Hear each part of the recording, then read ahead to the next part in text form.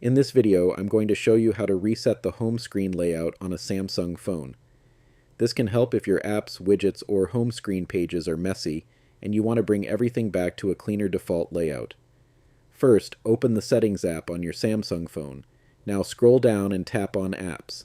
From here, tap on the search icon at the top, then search for One UI Home. Tap on One UI Home when it appears. Now tap on Storage. Here, you will see two options: Clear Cache and Clear Data.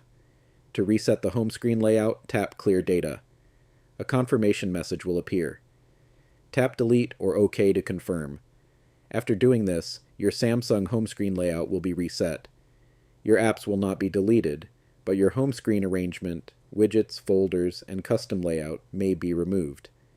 Now go back to your home screen, and you should see the layout return to its default style. And that's it.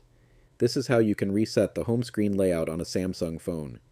If this video helped you, make sure to like, comment, and subscribe for more simple Samsung tutorials.